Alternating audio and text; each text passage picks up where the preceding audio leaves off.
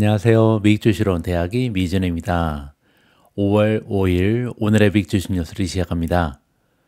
오늘도 변함없이 미국 주식 투자의 정석을 지키고 있는 미준에 오신 것을 환영합니다. 제가 약 한 달 전에 여러분들께 제가 작성한 특별 컨텐츠 하나를 공유해 드린 적이 있습니다. 이 글의 제목은 미국 증시를 떠나면 안 되는 결정적인 이유였고요. 그때 제가 10days 룰을 기억하라 이런 메시지를 전달드렸습니다. 이건 뭐였냐면요. 우리는 한국 증시를 놔두고 굳이 미국 증시까지 와서 투자를 하고 있는데요. 그만큼 미국 증시의 역사적인 수익률이 높았기 때문이죠. 예를 들어서 1928년부터 지금까지 S&P 500의 평균적인 수익률은 8% 정도가 됩니다. 그리고 2015년부터 지금까지는 무려 12%의 수익을 투자자들한테 선물한 것이 미국 증시거든요. 그런데 10 best days, 가장 수익률이 좋았던 10일을 제외하고 나면요. 이 수치가 갑자기 뚝 떨어집니다. 1928년부터 지금까지는요. 만약에 매년 주가 흐름이 가장 좋았던 10일 동안 증시를 떠나 있었다면 플러스 8%는 갑자기 마이너스 13%가 돼버리고요. 플러스 12%는 갑자기 마이너스 10%로 떨어집니다. 따라서 미국 증시의 움직임을 예측하면서 시장을 들락날락하는 것은요. 주식 투자를 망칠 수 있는 가장 쉬운 방법이다. 따라서 가장 중요한 것은 미국 증시에 계속해서 머물러 있는 것이다. 이런 메시지를 여러분들께 전달해 드렸습니다. 그리고 지난 9거래일 동안 미국 증시는 단 하루도 빼지 않고 상승했죠. 그래서 우리가 다시 한번 왜 미국 증시를 떠나면 안 되는지 이번에 절감할 수 있는 좋은 기회였습니다. 제가 기대하기로는 이 방송을 함께 해주시는 모든 미준 패밀리 분들께서는 지난 9거래일, 그러니까 지난 2, 3주 동안 미국 증시를 떠나지 않고 계속해서 두려움에 맞서면서 시장에 머물러 계셨기를 바람해 봅니다. 그러면 5월 5일 어린이날을 맞이해서 보내드리는 오늘의 미국 주식 뉴스 바로 시작합니다. 월요일 방송입니다. 오늘도 지난 한 주 동안의 미국 증시 시황을 정리하고 시작하겠습니다. 지난주는 여러분들 잘 알고 계신 것처럼 미국 증시가 본격적으로 어닝을 발표하는 주간이었는데요. 지금 보시는 것처럼 일주일간 대부분의 종목이 긍정적인 색깔을 나타내고 있습니다. 특히 우리가 애정하는 테크주들은 대부분 다 올랐고요. 떨어진 종목은 애플이라든지 퀄컴 이 정도만 눈에 띕니다. 따라서 전반적인 시장의 폭도 많이 상승이 됐고요. 그리고 테크주들은 선명한 녹색이 많이 발견되면서 시장이 전반적으로 상승하는 굉장히 기분 좋은 한 주였다. 이렇게 보시면 되겠죠. 지난 한 주 동안 S&P 500은 2.93%나 급등했고요. 다우존스가 플러스 3%, 소형주도 3.2%나 올라갔습니다. 나스닥 100이 3.44% 올라가면서 나스닥 위주로 가장 좋은 상승세를 만들어냈다. 이렇게 보시면 될 것 같고요. S&P 500을 구성하는 11가지의 섹터별 성적을 보시면요. 인더스트리얼, 산업재가 4.32% 올라가면서 가장 좋았고요. 두 번째로 테크놀로지가 3.90% 올라갔습니다. 세 번째로 금융주가 3.62% 껑충 뛰어오르면서 좋은 섹터에 속했고요. 가장 아래쪽을 보시면 에너지가 혼자 0.5% 떨어졌는데요. 지난주에 잠깐 언급드린 것처럼 현재 유가가 계속해서 떨어지고 있기 때문에 에너지 주식만 홀로 하락세를 보였다. 이렇게 정리가 가능합니다. 다음에는 시장 폭인데요. 지난주 금요일 날 굉장히 좋아졌습니다. 40에서 무려 56까지 올라갔거든요. S&P 500을 구성하는 500대 기업 중에 56% 이상의 주식이 이제는 단기적인 모멘텀이 상승세로 접어들었다. 굉장히 반가운 소식이고요. 장기적인 추세도 40%가 넘어갔습니다. 이제는 시장을 구성하는 종목 중에 40% 이상이 장기적인 모멘텀도 회복을 했다. 자, 어떻게 보면 이제는 정말 바닥을 찍지 않았는가 이렇게 기대감이 올라갈 수 있는 시장 폭이다. 이렇게 보시면 됩니다. 다음에는 변동성 지수 빅스인데요. 빅스 역시도 24.26까지 하락하면서 변동성이 이제 많이 잦아들었다는 것을 직접 확인해 볼 수가 있겠죠. 그리고 피어 앤 그리드 인덱스도 갑자기 엄청나게 올라갔습니다. 금요일 날 장이 시작되기 전에는 42였잖아요. 42에서 갑자기 54까지 급등하면서 이제는 시장에서 공포감이 싹 가셨다. 중립에서도 이제 조금 있으면 탐욕 단계로 넘어가는 굉장히 좋은 센티먼트가 발견이 되고 있습니다. 다음에는 지난 토요일 날 방송에서 자세히 언급됐던 초이스닥의 마켓 스코어고요. 자, 이번에 시장의 바닥을 정확하게 예측했던 마켓 스코어는 아직까지는 42에 머물러 있으면서 불안 단계를 보이고 있다. 하지만 이 얘기는요, 불안해하지 말라, 이렇게 긍정적으로 해석이 가능합니다. 지난 한 주 동안 미존 탑픽의 성적을 살펴보도록 하겠습니다. 한 주 동안 상승세가 가장 좋았던 종목은 크레도 테크놀로지고요. 10.49% 급등하면서 마무리가 됐습니다. 두 번째로 팔란티어가 10.20% 올라가면서 두 번째로 좋았고요. 금요일 하루 동안만 무려 거의 7% 가까이 급등했습니다. 참고로 팔란티어는 오늘 어닝 결과가 발표가 됩니다. 따라서 어닝 결과에 따라서 굉장히 많은 폭으로 주가가 급등하거나 하락할 가능성이 있다, 이렇게 보시면 될 것 같고요. 세 번째로 비스트라가 9.98%, 거의 10% 가까이 상승했고요. 다음으로 메타가 플러스 9.09%, TSMC 플러스 8.59, 우버 플러스 8.40, 마이크로 스트래티지 플러스 6.96, 탈렌 에너지 플러스 6.80, 브로드컴 플러스 5.89, 셀레스티카 플러스 5.64, 이노데이터 플러스 4.73, 엔비디아 플러스 3.14, 프로시엘즈 울트라 비트코인 ETF가 플러스 2.74, 알파벳 플러스 1.28, 테슬라 플러스 0.79, 비트코인이 0.78% 올라가면서 94,770회가 있고요. 아마존이 플러스 0.52% 소폭으로 상승세를 지켜냈습니다. 마지막으로 딱 한 종목만 일주일 동안 떨어졌는데요. 넥스트래커가 3.32% 떨어지면서 유일하게 마이너스를 보인 종목이었습니다. 미국 증시는 지난 한 주 내내 상승세를 유지했습니다. 하지만 마지막 날이었던 금요일이 가장 좋았는데요. 실제로 다우존스는 금요일 하루 동안 1.39% 급등했고요. S&P 500은 플러스 1.47%, 마지막으로 나스닥은 무려 1.51% 급등했습니다. 오늘은 가장 먼저 지난주 금요일 날 미국 증시의 분위기가 이렇게 좋았던 이유부터 설명을 해드리도록 하겠습니다. 미국 증시에 엄청난 호재가 발생했는데요. 바로 고용보고서였습니다. 시장의 예상치를 크게 상회하면서 미국 증시가 환호성을 지를 수밖에 없었다, 이렇게 보시면 됩니다. 4월의 비농업 고용자 수는요, 시장 예상치를 웃돌며 전월 대비 17만 7천 명이나 증가했고요. 그렇게 되면 컨센서스인 13만 명을 크게 상회해버렸습니다. 지금 현재 미국 증시에서 가장 우려스러운 부분은요, 트럼프 관세 영향으로 미국의 경제가 둔화될 것이다. 특히 GDP가 마이너스 성장을 했잖아요. 그래서 경제에 대한 우려가 너무나 큰 상태였습니다. 그런데 갑자기 지금 고용자 수가 시장의 예상치보다 월등하게 높은 수치를 발표하면서 미국 경제는 탄탄하다. 지금 계속해서 미국 기업들은 사람을 뽑고 있다. 고용을 하고 있다. 이런 소식이 시장에 전달이 된 거죠. 그리고 또한 실업률도요, 4.2%로 시장의 예상치 그리고 전월치와 동일하게 유지가 됐습니다. 실업률이 4.2%라는 것은요, 사실상 아직까지도 완전 고용입니다. 따라서 경기 침체라든지 리세션 이런 거랑은 거리가 먼 수치가 발표됐다, 이렇게 보시면 될 것 같고요.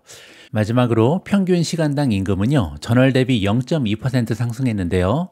시장의 컨센서스는 플러스 0.3이었습니다. 그리고 작년 대비해서도 플러스 3.8%로 기대치였던 3.9%보다는 소폭으로 낮은 수치가 발표가 된 거죠. 자, 임금의 상승률이 기대치보다 낮았다는 것은 어떻게 보면 시장에는 긍정적인 효과를 발휘할 가능성이 있습니다. 왜냐하면 트럼프 관세에서 가장 걱정되는 부분은 인플레이션이잖아요. 인플레이션에서 가장 끈적끈적한 것이 두 가지가 있는데요.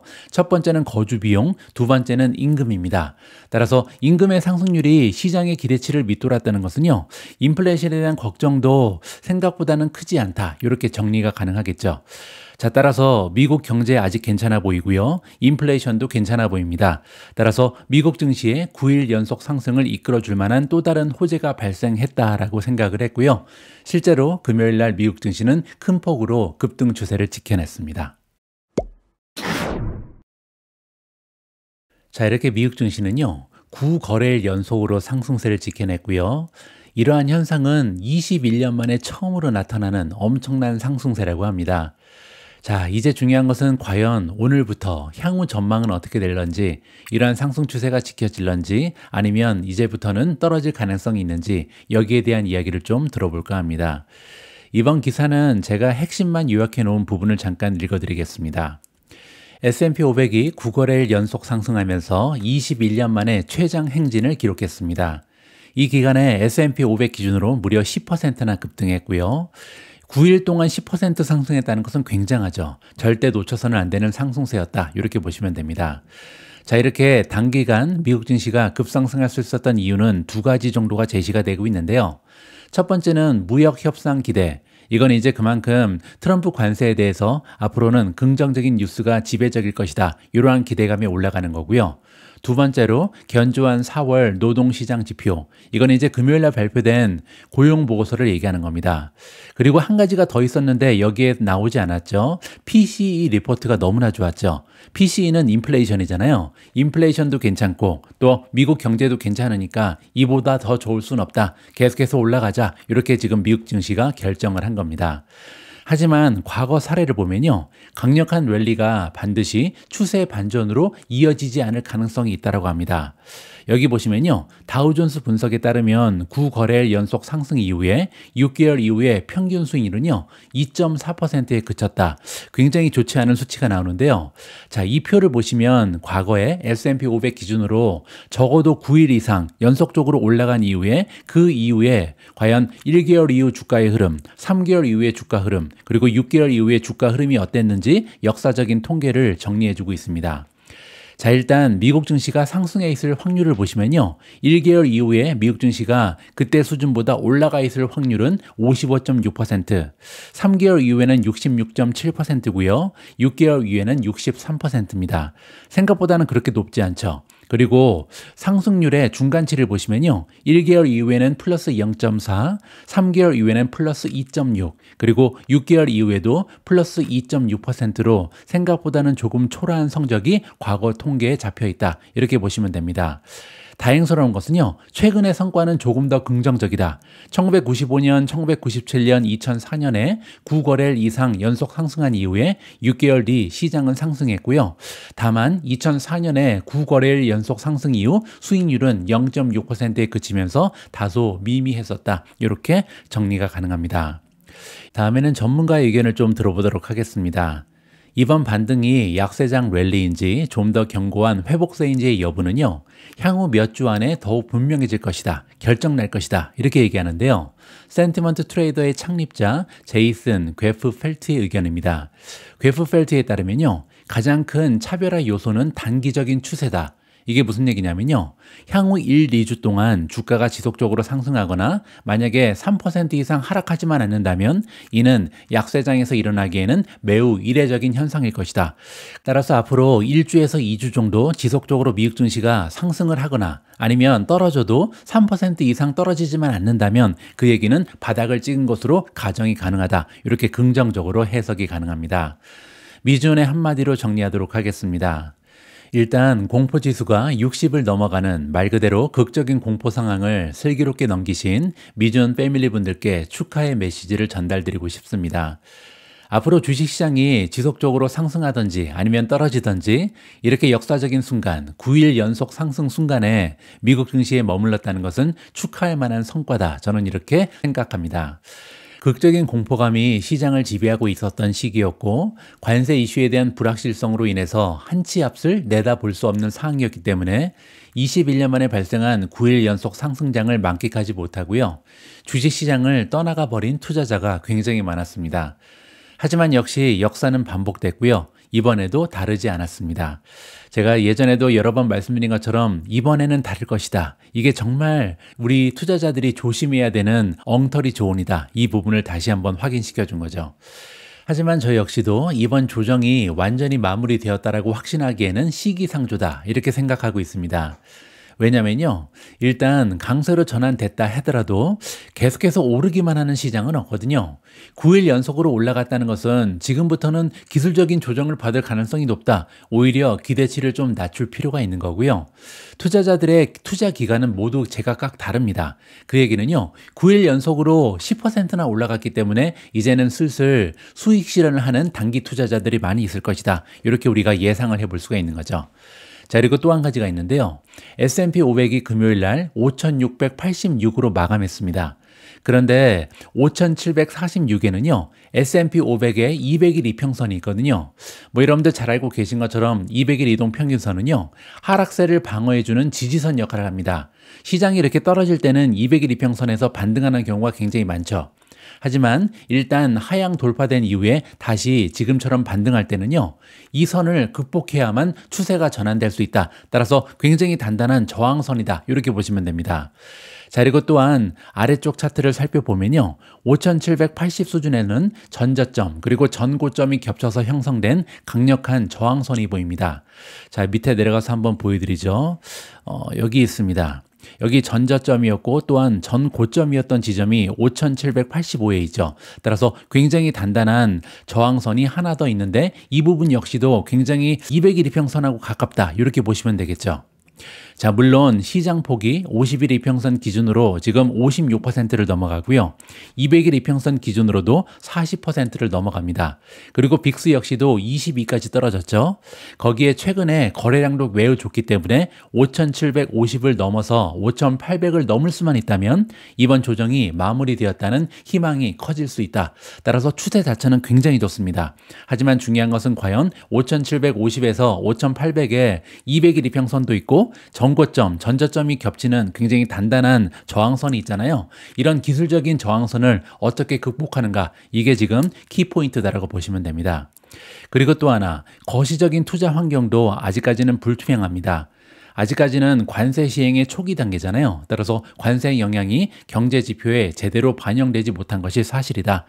향후 경제 지표 그리고 인플레이션의 동향을 계속해서 지켜봐야 할 필요가 있다라고 마무리를 해드리겠습니다.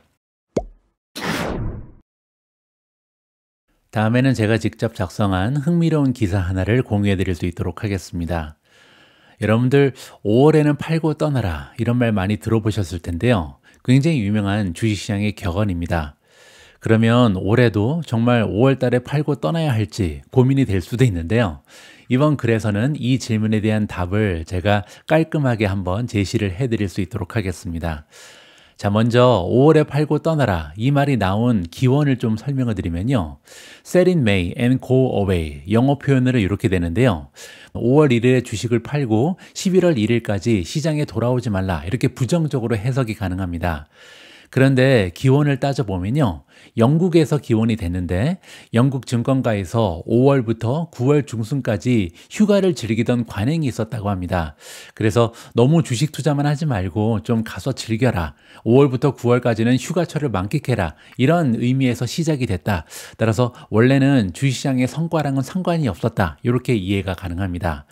자, 그런데 문제는요, 역사적인 성과가 실제로 5월부터 10월까지 좋지가 않았거든요. 1950년 이후에 5월부터 10월 달까지의 수익률은요, S&P 500 기준으로 했을 때 평균 1.8% 상승하는 데 그쳤습니다. 그리고 동일 기간 중에 상승할 확률은 65%. 뭐 이 부분은 그렇게 나쁘진 않죠. 자, 그런데 문제는 뭐냐면요, 반면에 11월부터 4월까지는요, 평균적으로 상승률이 무려 7.1%, 굉장히 강력하죠. 따라서 상승률의 차이가 굉장히 많이 있다. 여기 보시면 5월부터 10월까지는 1.8%밖에 오르지 못하면서 6개월간의 상승률 중에 가장 최저점이고요. 그리고 11월부터 4월까지는 7.2%나 올라가면서 1년 중에 6개월을 계산했을 때 가장 좋은 상승 기간이었다. 자, 따라서 1년을 반으로 딱 나눠서 5월부터 10월까지는 좀 주식을 하지 말고 11월부터 4월까지 하면 좋은 수익률을 낼 수 있다. 이렇게 좀 단순화시킬 수가 있는 거죠. 게다가 과거 5년, 10년, 15년, 25년, 35년의 미국 증시의 성적을 비교해봐도 같은 현상이 발견이 됩니다. 여기 아래 보시면 두 가지 색의 그래프가 있는데요. 왼쪽에 있는 녹색은 5월 달부터 10월까지의 미국 증시의 성적이고요. 그 옆에 있는 파란색은요, 11월부터 그 다음에 4월까지의 미국 증시 수익률이다. 이렇게 보시면 됩니다. 자, 그런데 굉장히 흥미로운 게요. 보시면 과거 5년의 평균, 10년의 평균, 15년, 25년, 35년의 평균 모두가 파란색이 녹색을 압도하고 있죠. 따라서 실제로 5월부터 10월까지는 11월부터 4월까지의 수익률에 비해서 현저히 낮은 수치를 기록한다. 이 부분은 우리가 부인을 할 수 없는 거죠. 자, 그리고 또 한 가지가 있는데요. 5월부터 10월까지는 굉장히 좋지 않은 악재가 많이 발생했습니다. 예를 들어서 1929년 10월에는 대공황이 시작됐고요. 87년에는 10월 달에 블랙 먼데이가 있었죠. 그리고 2008년에 리먼 브래더 사태가 나타난 것도 9월 달이었습니다. 따라서 좋지 않은 것은 5월, 10월 달에 집중이 된다. 따라서 올해도 5월에서 10월 사이에 굉장히 좋지 않은 악재가 발생하면 어떠지? 이렇게 우리가 좀 걱정을 할 수가 있다는 거죠. 자, 그러면 지금부터는요, 5월에 팔면 안 되는 이유를 좀 설명드릴 수 있도록 하겠습니다. 자, 일단 앞에서 제가 미국 증시가 역사적으로 봤을 때 5월부터 10월까지의 성적이 11월부터 4월까지의 성적보다 현저히 낮았다. 이러한 역사적인 통계를 보여드렸는데요. 그럼에도 불구하고 연평균 65%의 확률로 주식시장은 상승했습니다. 상승할 확률이 훨씬 더 높은 거죠. 그리고 또 하나, 평균 수익률이 마이너스가 아니잖아요.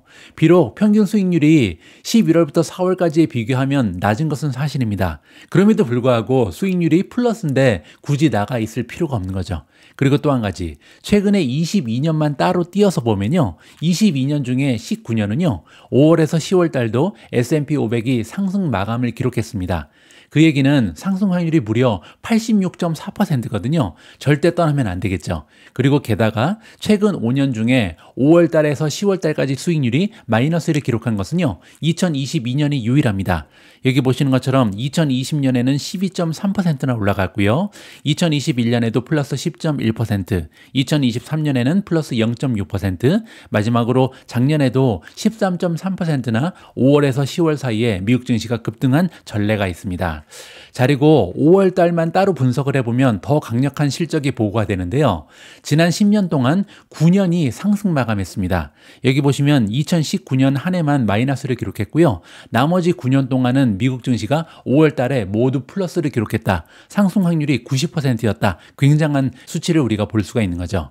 자, 그리고 한 가지가 더 있는데요. 올해같이 미국 대선이 끝나고 새로운 대통령이 부임한 첫 번째 해에는요, 2월 달하고 3월 달은 수익률이 굉장히 좋지 않은 반면 5월 달의 수익률은요, 평균치를 훨씬 웃돌았습니다. 자, 이 얘기는 뭐냐면 보통 대통령이 바뀌고 나면요, 초반에는 불확실성이 굉장히 많죠. 그래서 초반에 1분기에는 주식이 좀 흔들리는 경향이 있다. 하지만 5월 달 정도가 되면 여러 가지 악재가 사라지고요, 전반적으로 수익률이 평균치를 능가하는 굉장히 좋은 실적이 발휘가 된다. 따라서 올해도 5월 달에 주식시장이 올라갈 가능성이 높다. 이렇게 우리가 기대를 해볼 수가 있는 거죠. 자, 이렇게 전통적인 미국 증시의 통계는요, 5월부터 10월 달을 약세장으로 구분합니다. 하지만 실제 성과는 매년 큰 편차를 보였고요. 특히 최근 들어서는 미국 증시의 상승 확률이 매우 높았습니다. 그리고 올해 역시 이미 3월, 4월까지 사실상 팔고 떠난 투자자들이 굉장히 많죠. 그리고 또 한 가지, 최근에 미국 증시가 9거래 연속 상승세를 보이면서 추세 전환에 성공하고 있다는 점을 감안하면요, 5월 달이 왔다고 해서 무조건 미국 증시를 떠날 필요는 없다. 이것이 저의 결론입니다. 다음에는 아주 오래간만에 TSMC 관련된 기사를 읽어보도록 하겠습니다. 모간 스탠리에서요, 빅테크 어닝 결과에 따르면 TSMC가 우리의 탑픽이다. 이렇게 TSMC를 치켜 세웠는데요. 어떠한 근거가 있는지 그 이유를 한번 들어보도록 하겠습니다. 모간 스탠리가 메타와 마이크로소프트의 강력한 인공지능 자본 지출 계획 발표로 시장의 우려가 해소되면서 대만 반도체 제조업체인 TSMC를 최우선 매수 추천주로 다시 선정했습니다. 애널리스트 이름은 찰리 찬이고요. 현재 TSMC에 대해서 매수 의견을 유지하면서 목표 주가를 대만 달러 기준으로 1288달러로 제시했는데요.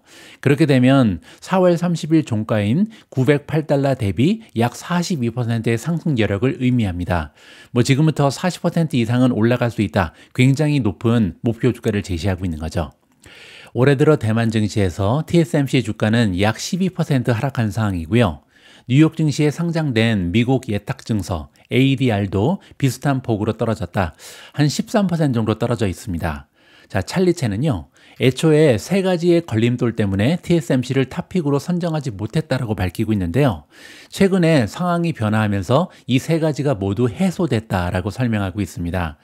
자, 첫 번째는 뭐냐면요. 메타와 마이크로소프트가 잇따라 발표한 AI 투자 가이던스가 AI 수요는 여전히 강력하다라는 확신을 주면서 수요 지속성에 대한 우려를 걷어냈다. 특히 최근에 딥시크가 등장한 이후에는요. 과연 인공지능에 대한 투자가 계속될 수 있을까? 너무나 많은 자본이 지금 인공지능에 투자가 되고 있는데 이게 지속 가능한가? 여기에 대한 우려가 굉장히 컸는데요. 이번에 발표된 메타, 마이크로소프트, 그리고 아마존의 어닝 결과, 그리고 커멘트에 따르면 이들 기업들은요. 오히려 자본 지출을 늘리고 있습니다. 따라서 첫 번째 우려가 완전히 싹 가셔졌다. 이렇게 보시면 되겠죠. 두 번째, 인텔과의 합작 투자 가능성이 최종적으로 무산된 것은요, 오히려 TSMC 경영진 입장에서 주주의 이익, 그리고 기존 고객사와의 이해 충돌을 막아주는 긍정적인 요인이다. 따라서 시장에 루머가 돌고 있었죠. 인텔과 합작 투자 가능성이 높다. 이러한 기사가 있었는데요. 이게 무산된 게 오히려 TSMC 입장에서는 긍정적인 효과를 발휘한다. 이렇게 보시면 됩니다. 자, 마지막으로 미국이 5월 7일 이후 발표할 것으로 예상되는 반도체 및 장비 관세 부과 우려에 대해서도요. 회사 측의 설명에 따르면 고객사로 전가될 가능성이 매우 높다.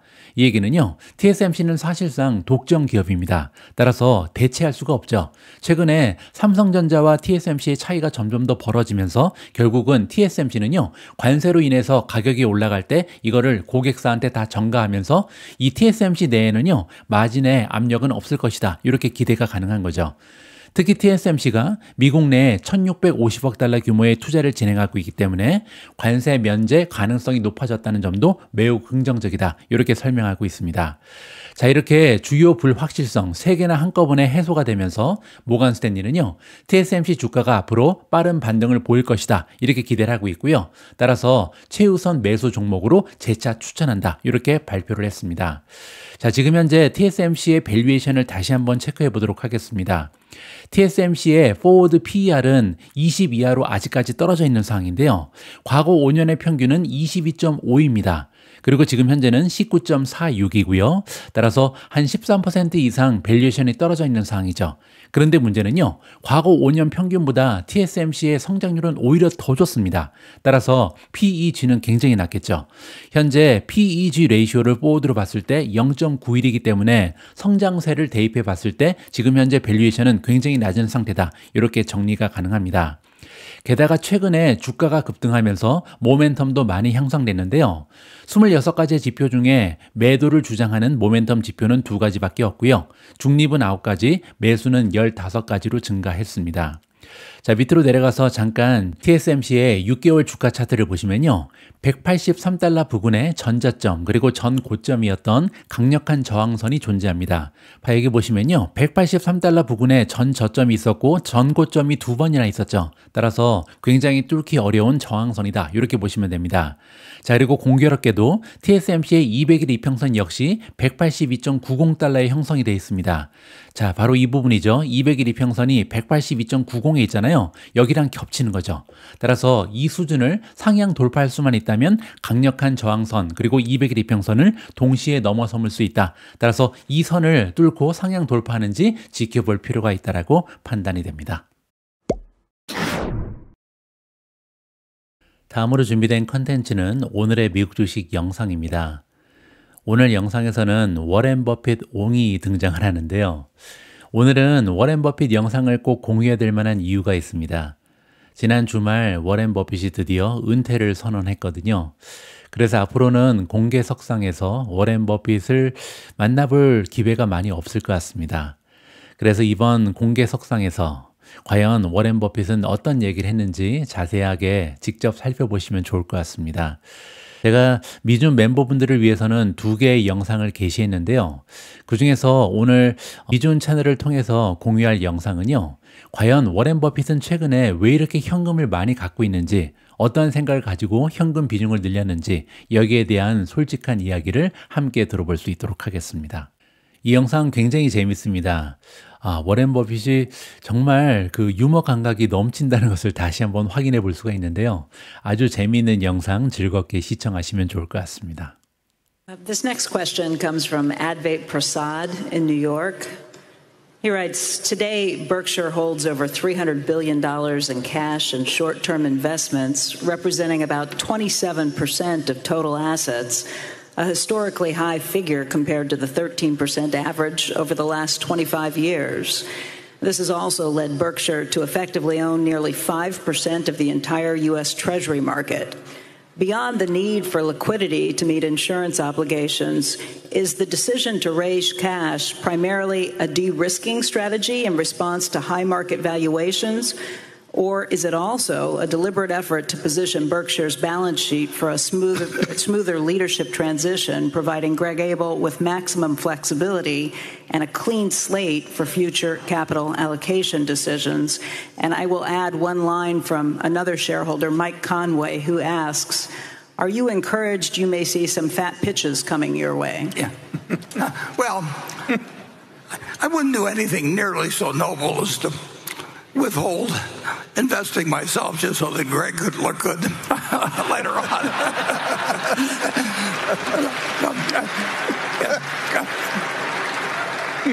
Now, if he gets any edge when I leave, I'll resent it. So the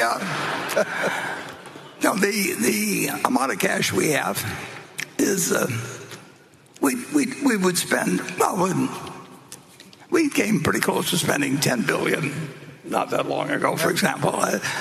But we'd spend $100 billion. I mean, and those decisions are not tough to make. When something is offered that makes sense to us and that we understand and offers good value and where we don't worry about losing. And the one problem with the investment business is that things don't come along in an orderly fashion, and they never will. I mean, it isn't like every day. The long-term record is sensational, but that is not a product. And I've had 200 trading days times 80 years. It's 16 million trading days. It kind of, 16,000 trading days. It would be nice if every day you got 4 opportunities or something like that, and and they were expected to be equally attractive. If I was running a numbers racket, every day would have the same expectancy of that I would keep 40% of whatever the handle was. And so the only question would be is how much we transacted. But we're not running that kind of a business. And so we're running a business which is very, very, very opportunistic. And Charlie always thought I did too many things. He thought if we did about 5 things in our lifetime, we'd end up doing better than if we did 50, and that we never concentrated enough. So that we would rather have, if we've got $335 billion now in treasuries, we would rather have conditions that are developed where we would have like $50 billion or something like that. But that just isn't the way the business works.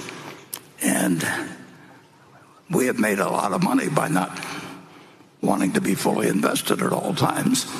And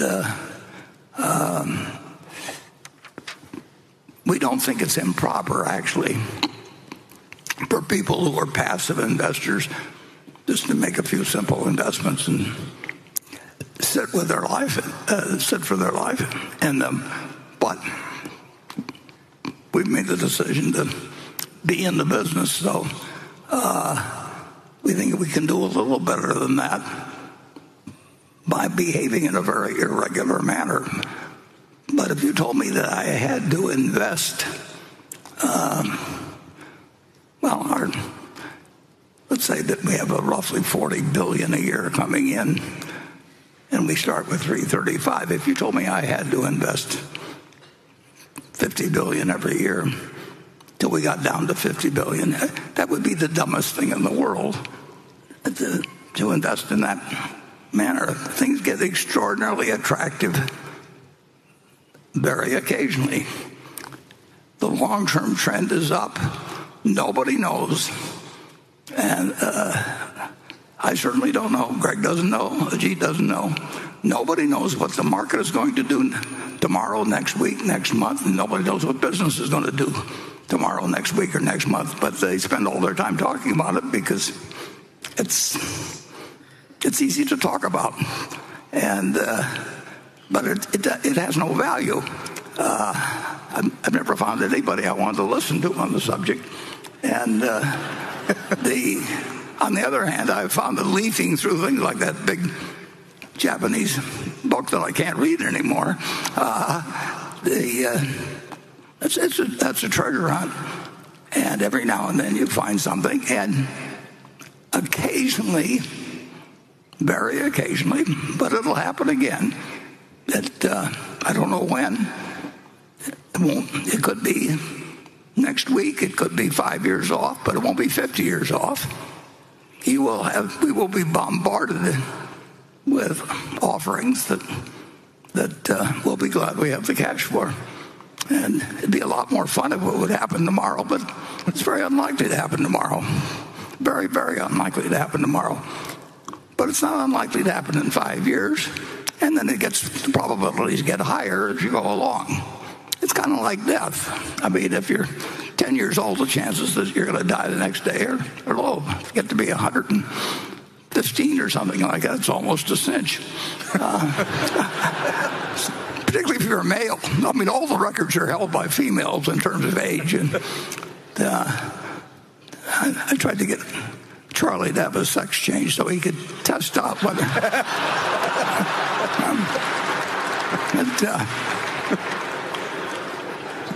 he did pretty well for being a male, I'll put it that way. Okay. 오늘 마지막으로 준비된 기사는 스트래티지, 마이크로 스트래티지의 어닝콜 하이라이트입니다. 저는 개인적으로 비트코인에 투자할 수 있는 가장 효율적인 방법이 스트래티지 주식이라고 생각을 하는데요. 이번 어닝 결과에서 이 부분에 대한 확신을 다시 한번 굳힐 수가 있었습니다. 오늘 방송은 여기에서 마무리를 해야 될 것 같습니다. 이 기사는 제 목소리를 닮은 AI 목소리로 들어보도록 하겠습니다. 새로운 한 주의 첫 번째 방송 마지막까지 함께해 주신 분들께 감사의 말씀을 드립니다. 우리 모두가 미국 주식 투자를 은퇴하는 그날까지 다 함께 화이팅입니다. 행복한 하루 되세요. 감사합니다. 지난 금요일 스트래티지 티커 MSTR의 어닝 결과 발표와 어닝 컨퍼런스 콜이 있었습니다. 포스팅이 다소 늦어진 점 스트래티지에 투자하고 계신 멤버분들께 사과드립니다.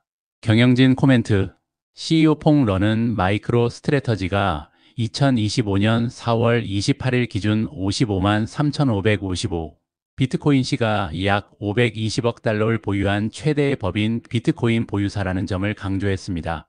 회사는 2025년 1분기 동안 10만 6,085 비트코인을 평균 9만 3,600달러에 총 99억 달러에 추가 매입했습니다. 트럼프 행정부가 미국 전략 비트코인 준비금 스트러티직 비트코인 리저브를 설립한 것은 비트코인의 제도권 통합과 기관 수용 증가를 알리는 획기적 사건이라고 평가했습니다. 퐁 러는 2027년 말까지 주식 420억 달러, 채권형 상품 420억 달러를 조달하겠다는 새로운 42-42 자본 계획 42-42 캐퍼털 플랜을 발표하며 이전에 21 계획을 확장했다고 밝혔습니다. CFO 앤드루 캥은 2025년 1분기 소프트웨어 매출이 1억 1,100만 달러로 전년 동기 대비 3.6% 감소했다고 보고했습니다. 이는 온프레미스에서 클라우드 서비스로 전환하면서 발생한 일시적 조정 때문이라고 설명했습니다. 반면 구독 서비스 매출은 전년 대비 62% 성장해 전체 매출의 33%를 차지했습니다. CFO 앤드루 캥은 1분기 동안 비트코인 가격 하락과 공정가치 회계 변경으로 인해 보유 비트코인에서 59억 달러의 미실현 손실이 발생했다고 덧붙였습니다. 전망 아웃룩.